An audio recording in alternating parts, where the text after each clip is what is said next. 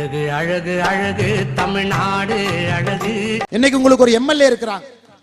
எம்எல்ஏவனுடைய பெயரு எந்த நேரத்தில் ராஜான்னு வச்சாங்கன்னு எனக்கு தெரியலீங்க. எம்எல்ஏவுக்கு ராஜா என்கின்ற பெயரை வச்சிருக்கிறான். ஆனா மக்கள் நீங்கெல்லாம் தென்காசியிலே வந்து உங்க எம்எல்ஏ யாருன்னு கேட்டா நீங்க ராஜான்னு சொல்றதில்ல. அன்னை அவர் பேரு ரவுடி ராஜா அப்படிங்கிறது. அந்த அளவுக்கு 25 ஆண்டுகள் கழித்து முதலாக திராவிட முன்னேற்ற கழகத்தினுடைய எம்எல்ஏ 25 ஆண்டுகள் கழித்து சங்கரன்கோவில்.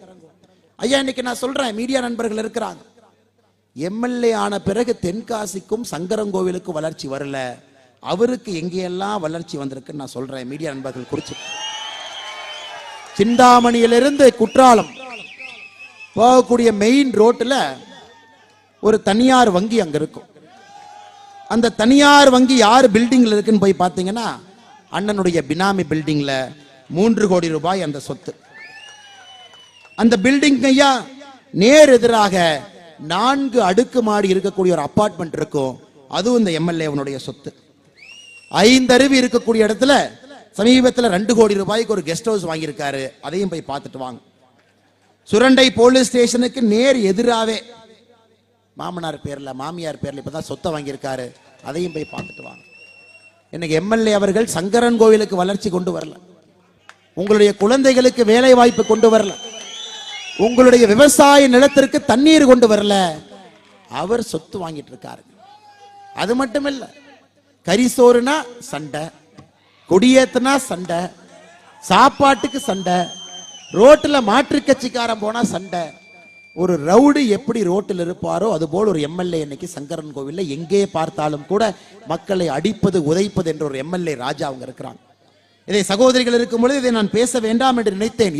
இருந்தும் தாய்மார்கள் இருக்கும் பொழுது ஏன் சொல்றேன், நாங்க வேண்டாங்கம்மா. எம்எல்ஏனால ஒரு பைசா வேலை நடக்கல, எம்பினாலையும் ஒரு பைசா வேலை நடக்கல, திராவிட முன்னேற்ற கழகத்தினுடைய அரசுனாலே ஒரு பைசா வேலை நடக்கலைன்னா எங்கே இருந்து யார் உங்களுக்கு வேலை செய்ய போறாங்க?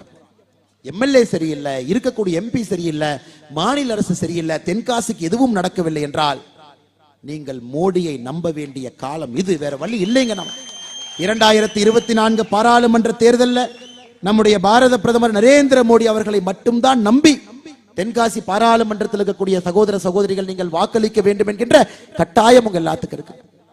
இன்னைக்கு பாருங்க, நம்முடைய முதலமைச்சர் மு.க. ஸ்டாலின் அவர்கள் ஒரு விழாவில் இருக்கார். பக்கத்தில் பிடிஆர் அண்ணன் கம்முன்னு உட்கார்ந்து இருக்கார். ஆல்ரெடி போதுண்டா, நான் எதுவும் பேசவே மாட்டேன். முதலமைச்சர் அவர்கள் சொன்னார்கள், பிடிஆரை ஏன் நான் நிதித்துறையிலிருந்து மாத்தினேன் தெரியுமான்னு. உங்களுக்கும் தெரியும், எனக்கும் தெரியும். அவர் நிதித்துறை அமைச்சராக இருக்கும் பொழுது சொன்னாரு, மகனும் மருமகனும் 30,000 கோடி ரூபாய் கொள்ளையடிச்சிருக்கானுங்க அப்படின்னு. அந்த டேப்பை நாங்கள் வெளியிட்டோம். நிதித்துறையிலிருந்து மாற்றி ஒரு டம்மி துறையை கொடுத்தார். ஆனால் இன்னைக்கு முதலமைச்சருக்கு பிடிஆர் அன்னைக்கு இன்னும் சனி விடலின்னு நினைக்கிறேன். உடனே பிடிஆர் அண்ணன் முகத்தை பார்த்து, நான் ஏன் பிடிஆரை மாத்திரன்னு தெரியுமானார். பிடிஆர் அண்ணன் மனசுக்குள்ள நினைச்சார், நானே கேட்கலையா, நீ விட்டுருங்க, அமைதியா இருந்துக்கிறேன். இப்ப எனக்கு அமைச்சர் பதவினாவது இருக்குது. 2 பேர், ஒருத்தர் புலால் சிறையில் இருக்கிறார், இன்னொருத்தர் சிறைக்கு போக இருக்கிறாரு, அமைச்சர் பதவியில் அமைதியா இருந்து. உடனே முதலமைச்சர் சொல்றாரு, இல்ல இல்ல, இந்த தம்பி நிதித்துறை நல்லா வேலை பார்த்தாரு, அதனாலதான் அவர் ஐடி துறைக்கு மாத்திரம். யார் அவரை தப்பா நினைச்சுக்க? எப்படின்னா மாப்பிள்ள அவரு தானுங்க, சட்டை என்னோடதுங்கன்னு சொல்றாரு. அண்ணா, மாண்புமிகு முதலமைச்சர் அவர்களே, பிடிஆர் அண்ணனுடைய அடுத்த டேப்பை கேட்டா நீங்க ரொம்ப ஷாக் ஆயிருவீங்க. அதனால் தேர்தல் நேரத்திலே அது வேண்டாம் என்று நினைக்கின்றோம். ஏதோ நாங்கள் வெளியிட்டது 8 நிமிஷம் ஒரு டேப் மட்டும் நினைச்சுக்காதீங்க. அண்ணன் 1 மணி நேரத்துக்கு மேல பேசியிருக்காரு. ஆனால் நீங்க மேடையில் ஏறி அடுத்த டேப் வந்தா என்ன சொல்லுவீங்க? ஐடி துறையிலிருந்து மாத்தி நடுத்தெருவில் நிக்க வைக்கணும். அதனால் பாரதிய ஜனதா கட்சி இது போன்ற பொய்யெல்லாம் சொல்லி மாட்டிக்காதீங்க. அதனால் இன்னைக்கு எங்களுடைய கோபம் பிடிஆர் அவர்கள் மேல வரிசை எத்தனை டேப்புங்க விடுறது, எத்தனை டேப்பை விடுறது? எங்களுடைய கோபம் பிடிஆர் அவர்கள், எங்களுடைய கோபம் முதல் குடும்பத்தின் மீது. கோபாலபுரத்தினுடைய குடும்பம் தமிழகத்தினுடைய சொத்தெல்லாம் தன்னுடைய சொத்து. ஒரு நிலத்தை பார்த்தா அது ஜி ஸ்கொயர் அப்படித்தான் பார்ப்பாங்க. இன்னொன்னு பார்த்தா இதை வளைச்சு போடுங்க ஐயாங்கிறாங்க. இன்னொன்னு பார்த்தா மருமகனை போய் பார்த்துட்டு வர சொல்லுங்கிறாங்க ஐயா. இன்னொன்னு பார்த்தா நம்ம பையனுக்கு தேருமா இந்த சொத்தை போய் வாங்கி போடுங்கிறாங்க. இன்னைக்கு கோபாலபுரத்தினுடைய குடும்பத்தினுடைய கண்ணெல்லாம் தமிழகத்தினர் இருக்கக்கூடிய சொத்துக்கள் மீது இருக்கு. அதனால் பிடிஆர் அவர்கள் பேசியதை வெளியிட வேண்டிய கட்டாயம் எங்களுக்கு இருந்துச்சு. ஆனால் நீங்க பிடிஆரை புகழ்றன், தயவு செஞ்சு புகழ்ந்து அண்ணன் அவர்களை நடுத்தெருவில் நிறுத்த வேண்டாம் என்று மறுபடியும் உங்களிடம் முதலமைச்சர் அவர்கள்ட்ட அன்பாக இந்த நேரத்தில் கேட்பது எங்களுடைய கடமையாக இருக்கு. இன்னைக்கு சகோதரிகள் இருக்கிறீங்க, நம்முடைய தாய்மார்கள், நான் சொல்றதை நல்லா கவனமா கேட்கணுங்கம்மா. நீங்க இன்னைக்கு தமிழகத்துல எல்லா குழந்தைக்கும் சமமான கல்வி இருக்கா? இல்லை, இல்லை, இல்லை. நாங்கள் எல்லா குழந்தைக்கும் சமமான கல்வி கொடுக்க வேண்டும் என்று நினைக்கின்றோம். பாரதிய ஜனதா கட்சி ஒரு உறுதிமொழியாக சொல்லுகின்றோம். 2024 நீங்கள் செய்ய வேண்டிய முதல் வேலை தென்காசி பாராளுமன்றத்தில் நம்ம எம்பியை கொண்டு வந்தோம். 2026 நம்முடைய எம்பி பாராளுமன்றத்தில் இருக்கும் பொழுதே பாரதிய ஜனதா கட்சி 2026 ஆட்சிக்கு வரணுங்கம்மா. ஆட்சிக்கு வந்தால் கல்வி எப்படி மாறும் என்றால், தமிழகத்திலே ஒரு மாவட்டத்தில் 2 நவோதயா பள்ளிகள் திறக்கப்படும். அந்த 2 நவோதயா பள்ளிகளுக்கும் கர்வவீரர் காமராஜர் ஐயா பெயரிலே அந்த பள்ளி இறங்கும். இலவசமாக முற்றிலும் இலவசமாக ஹாஸ்டல் வசதியோடு, அங்கேயே தங்கும் விடுதியோடு உங்களுடைய குழந்தைகள் யாரெல்லாம் ரேஷன் கார்டில் 25 கிலோ அரிசி வாங்குறீங்க, ஏழையிலும் ஏழை என்று சொல்லுகின்றோம், இல்லை 5 கிலோ அரிசி நான் வாங்குறேன், நான் கூலி வேலை செய்கிறேன், என்னுடைய வருமானம் 1 லட்சம் ரூபாய்க்கு கீழே தாங்க இருக்கு, 2 லட்சம் ரூபாய்க்கு கீழே தான் இருக்கு, நான் கூலி வேலை செய்கிறேன், யாராக இருந்தாலும் உங்களுடைய குழந்தைகளுக்கு இலவச கல்வி கொடுக்க வேண்டியது எங்களுடைய பொறுப்பு. எங்களுடைய பொறுப்பு. உங்களுடைய குழந்தைக்கு மட்டும் தரமான கல்வி கிடைச்சிருச்சுன்னா, எவ்வளவு பெரிய பணக்கார பையனாக இருந்தாலும் கண்ணை பார்த்து நேருக்கு நேர் முறுக்கேறி நிற்பான். அந்த கல்வியை கொடுக்காமல் தப்பு பண்றாங்க. கவர்மெண்ட் ஸ்கூல் ஒரு பக்கம் நடத்துறோம், கவர்மெண்ட் ஸ்கூல் சரியா நடத்துறது 97% தமிழக அரசினுடைய கல்வித்துறை பட்ஜெட் சம்பளத்திற்கும் பென்ஷனுக்கும் போதுங்கம்மா. 3% பள்ளிக்கூடத்துக்கு போகுது. தமிழகத்திலே 11,000 வகுப்புகள் குறைவா இருக்கு. கவர்மெண்ட் ஸ்கூலுக்கு போங்க, 4ஆம் கிளாஸ் 5ஆம் கிளாஸ் பசங்க ஒன்னா உட்கார்ந்து இருக்கிறான், 6ஆம் கிளாஸ் 7ஆம் கிளாஸ் பசங்க ஒன்னா உட்கார்ந்து இருக்கிறான். எத்தனையோ கவர்மெண்ட் ஸ்கூல்ல மரத்து கீழே படித்துக் கொண்டிருக்கின்றார்கள். அதனால தான் நாங்கள் சொல்லுகின்றோம், ஒரு மாவட்டத்திற்கு 2 நவோதயா பள்ளி கர்மவீரர் காமராஜர் ஐயாவுடைய பெயர்ல உங்கள் குழந்தைகள் பள்ளியிலே தங்கி படிப்பதற்கு முழு செலவையும் மாநில அரசு ஏற்கும். இது ஏழை குழந்தையினுடைய கல்வி முழுமையாக எங்களுடைய பொறுப்பு. அது உங்க தலையிலிருந்து நீங்க எடுத்துருங்கம்மா. இரண்டாவது, இங்க இருக்கிறவங்க தயவு செஞ்சு நான் கேட்கிற கேள்வி கை தூக்கணும். இதுவரை சரித்திரத்துல தலைமுறையில எங்க குடும்பத்துக்குள்ள அரசு வேலை எட்டியே பார்க்கல. கை தூக்குங்க பார்க்கலாம். ஆனா இதுவரைக்கும் எங்க குடும்பத்துல யாருமே அரசு வேலைக்கே போலனா, பாரதிய ஜனதா கட்சி ஆட்சிக்கு வரும் பொழுது தமிழகத்தில் இருக்கக்கூடிய அரசு வேலைகள்ல ஒரு பகுதி, இதுவரை எந்த குடும்பத்தில் அரசு வேலை இல்லையோ அந்த குடும்பத்திலே படித்த பட்டதாரி குழந்தைகளுக்கு அந்த வேலை போகும். இதை எல்லா இடத்திலும் சொல்ல ஆரம்பித்திருக்கின்றோம். காரணம், உங்களுடைய பையனோ பொண்ணோ ராஜா ராணி மாதிரி அரசு வேலையில் உட்கார்ந்தா தான் அரசாங்கம் உங்களுக்காக வேலை செய்து நீங்க நம்புவீங்க. உங்களுடைய பையனும் படிச்சிருக்கான், உங்களுடைய பொண்ணும் படிச்சிருக்கு. ஆனா சில குடும்பத்துல 3 தலைமுறை 4 தலைமுறையாக அரசு வேலையில் இருக்கிறாங்க. உங்க குடும்பத்துல படித்திருந்தா ஒரு பகுதி அரசு வேலை உங்களுக்காக ரிசர்வேஷன் செய்து வைத்திருப்போம். உங்கள் குழந்தைகள் மட்டும்தான் அந்த வேலைக்கு வரணும். இது பாரதிய ஜனதா கட்சியினுடைய 2வது உறுதிமொழி. அம்மா, நம்ம டாஸ்மார்க்க மூட போறோம், வந்தோடனே முதல் கையெழுத்துல டாஸ்மார்க் எடுத்துருவோம், அதை நாங்க சொல்ல போறது இல்லைங்கம்மா.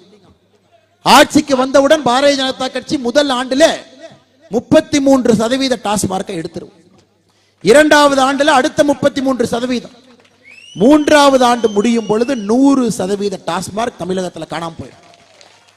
ஆனால் முதல் நாள் கள்ளுக்கடையை திறக்க போகின்றோம்.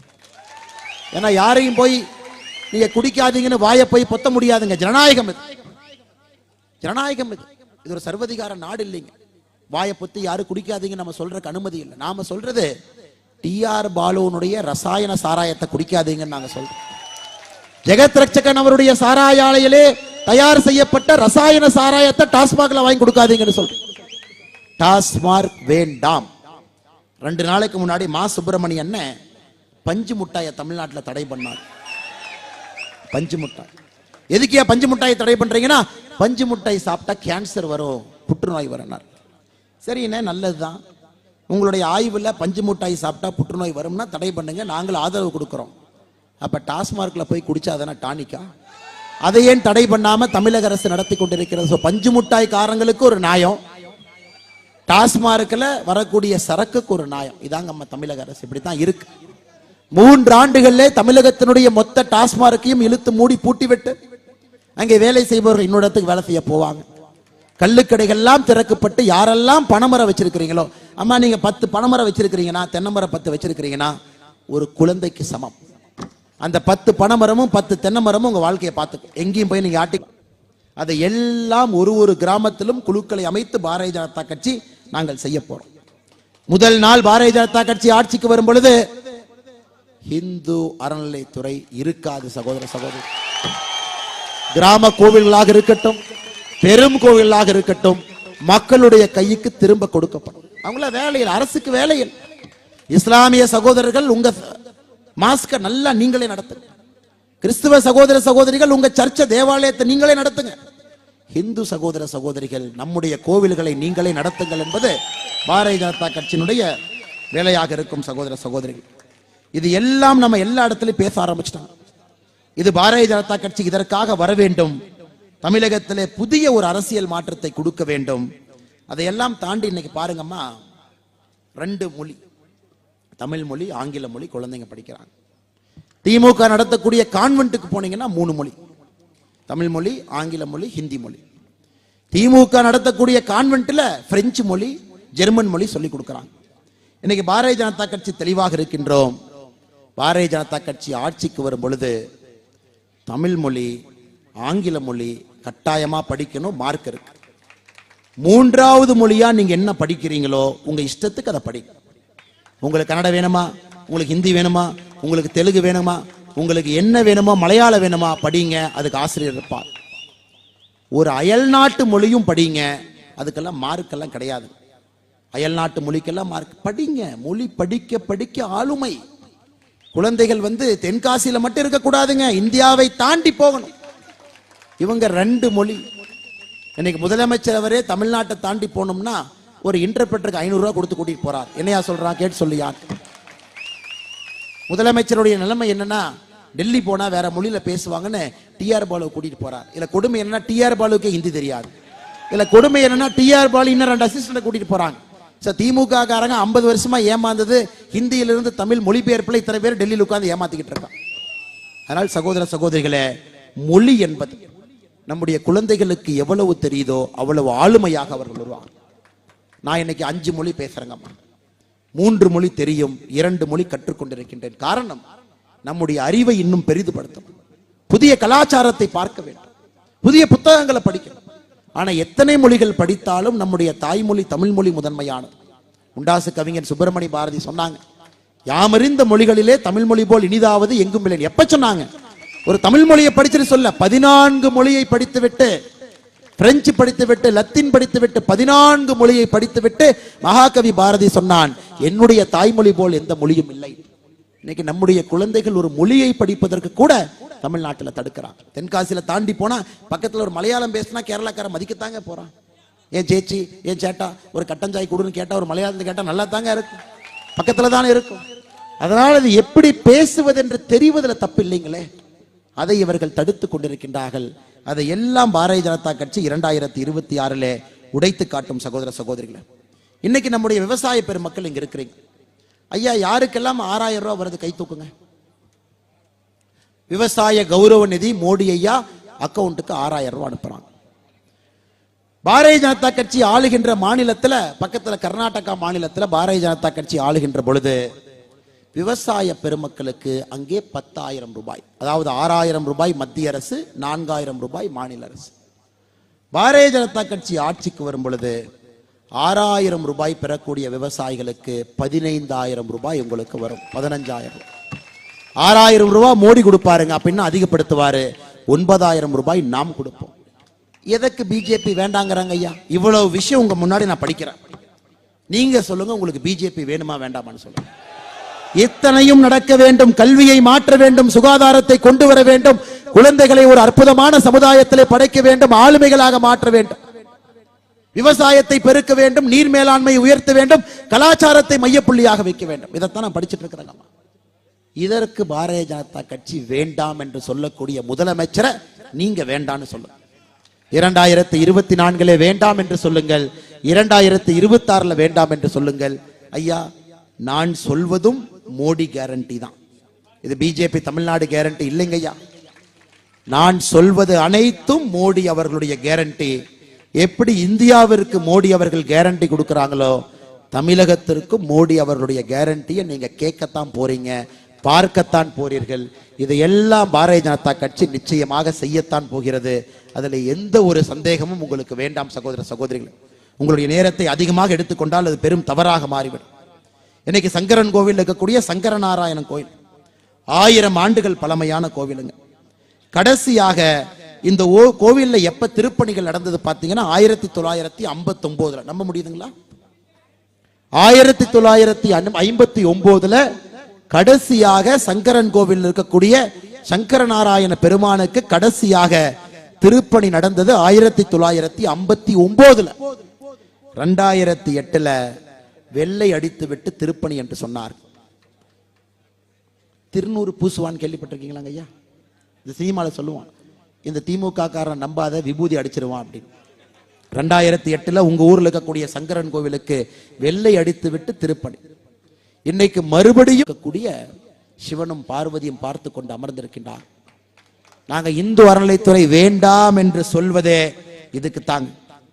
மராமருத்து பணியை பாருங்க, தெப்பக்குளத்தினுடைய சீரமைப்பு பணியை பாருங்க, கோவிலுடைய தங்கத்தேரை போயெல்லாம் எட்டி பாருங்க, எப்படி இருக்குன்னு பாருங்க. எந்த கோவில் இல்லாத ஒரு அநியாயங்க ஐயா, என்னால ஏற்றுக்கொள்ள முடியாத அநியாயம். அப்படியே ரத்தம் கொதிப்பது. உங்க கோவில் இருக்கக்கூடிய கொடிமரத்துக்கு பக்கத்துல கழிப்பறை கட்டி வச்சிருக்காங்க. யாராச்சும் பார்த்திருக்கீங்களா? தமிழ்நாட்டில் எந்த கோவிலும் இந்த அநியாயத்தை பார்த்ததில்லை. இங்க இருக்கக்கூடிய கோவில்ல உள் வளாகத்துல, கோவிலுக்குள்ள உள் வளாகத்துல கொடிமரகத்துக்கு பக்கத்துல அறநிலைத்துறை ஒரு கழிப்பறை கட்டி வச்சிருக்கிறான். நான் சொல்றது பொய்ன்னு நினைச்சா யாரெல்லாம் நீங்க நாளை காலைல கோயிலுக்கு போறீங்களோ, உன்னிப்பாக கோவிலினுடைய உள் வளாகத்துல கொடிமரத்திற்கு பக்கத்துல கழிப்பறை இருக்கிறதா இல்லையா என்பதை பத்திரிகை நண்பர்கள் சென்று பார்க்க வேண்டும் என்கின்ற அன்பான வேண்டுகோளை முன்னிறுக்கையில் இருக்கக்கூடிய பத்திரிகை நண்பர்களுக்கு நான் வைக்கிறேன். ஐயா, ஒரு பானை சோறுக்கு ஒரு பானை இருக்கக்கூடிய சோறுக்கு ஒரு சோறு பதம் என்பது போல அறநிலைத்துறை செய்யக்கூடிய தவறுக்கெல்லாம் இங்க இருக்கக்கூடிய சங்கரநாராயணன் கோவில் ஒரு அரிசி போலைங்க ஐயா. மரியாதை இல்லை சாமிக்கு. உண்டியல் பணத்தின் மீது கண், ஆகம விதிகள் எல்லாம் தாண்டி இவன் சமூக நீதியை பேசிக் கொண்டிருக்கின்றான். அதனால் அறநிலைத்துறையை ஒழிக்க வேண்டியது நம்முடைய சபதம் மட்டுமல்லைங்க ஐயா, நம்முடைய வேள்வியாக, நம்முடைய தவமாக இருக்க வேண்டும். எல்லாம் வெளியே அனுப்பிடுறாங்க.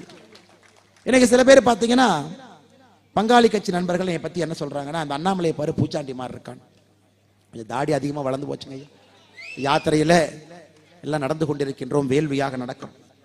இன்னைக்கு சில அரசியல் கட்சி நண்பர்கள் சொல்றாங்க, அண்ணாமலையை பாரு, எந்த பேர் என்ன சொன்னாங்க, பூச்சாண்டி மாதிரி இருக்காரு, அண்ணாமலை மாயாண்டி மாதிரி இருக்காரு. எனக்கு ரொம்ப பெருமை என்னன்னாங்க ஐயா, தென் தமிழகத்துல மாயாண்டி கடவுளை தரிசிக்கக்கூடிய மண்ணில் என்று கொண்டிருக்கின்றோம். அண்ணாமலை மாயாண்டி மாதிரி இருக்கானாங்க ஐயா. மாயாண்டி போல் உங்களை காப்பாற்றுவதற்காக அண்ணாமலை, பாரதிய ஜனதா கட்சியினுடைய தலைவர்கள் நாங்கள் எல்லோரும் இங்கே உங்கள் முன்னால் தோன்றும். பூச்சாண்டி உங்களுக்கு தெரியும், திருநூறு பூசுகின்ற ஆண்டியினுடைய பெயர் பூச்சாண்டி. நானும் உங்களை போல எப்பொழுதும் திருநூறு இல்லாம வெளியே வரவே மாட்டேங்க. என்னுடைய அடையாளம் அது. இன்னைக்கு மற்ற கட்சி மாதிரி திருநூறு அழிச்சிட்டு எல்லாம் அரசியல் பண்ணிக்கிட்டு இருக்கிறான். திருநூறு அழிச்சா ஓட்டு போட்டுருவாங்களான்னு. நம்முடைய தர்மத்தை எப்பொழுதும் விட்டு கொடுக்க போவதில்லை. அதே நேரத்தில் இன்னொருவருடைய தர்மத்திற்கு எப்பொழுதும் தொந்தரவு கொடுக்க போவது கிடையாது. இது பாரதிய ஜனதா கட்சியினுடைய அரசியல் இலக்கணம் சகோதர சகோதரிகளே. அதனால் மாயாண்டி இருக்கக்கூடிய இந்த மண், மாயாண்டி காக்கக்கூடிய மண். அதனால அரசியல் கட்சி தலைவருக்கு சொல்றேன், கொஞ்சம் கருப்பா இருக்கிறேன், கருப்பணசாமின்னு பேர் வச்சிட்டீங்கன்னா அதுவும் நல்லா இருக்கு. மாயாண்டி வச்சாச்சு, பூச்சாண்டி வச்சாச்சு, அடுத்து பங்காளி கட்சிகள் என்னை கருப்பணசாமின்னு சொல்லிட்டீங்கன்னா முழுமையாக என்னுடைய ஆன்மீக பயணம் முடிந்துவிடும். எனக்கு அப்படிப்பட்ட ஒரு பெயரையும் பங்காளி கட்சிகள் கொடுக்க வேண்டும் என்கின்ற வேண்டுகோளை வைத்து, இங்க இருக்கக்கூடிய எல்லா மக்கள், நேரமாச்சு, கிராமத்திலிருந்து வந்திருக்கிறீங்க, நகராம அப்படியே உட்கார்ந்துருக்கிறீங்க. இது நம்முடைய கட்சி, நம்முடைய யாத்திரை, நம்முடைய வேள்வி, நம்முடைய தேர்தல். மோடி அவர்களுக்காக நிற்க வேண்டும் என்று உங்களுடைய வேள்வியை பார்த்து உங்களுக்கு இந்த நேரத்தில் ஒரு அழைப்பையும் வைத்து விட்டு செல்லுகின்றேன். 27ஆம் தேதி பல்லடத்துல மத்தியானம் 2 மணிக்கு திருப்பூர்ல இந்த நிகழ்ச்சியினுடைய நிறைவு விழா. 28ஆம் தேதி அங்க மோடி வர்றாருங்க.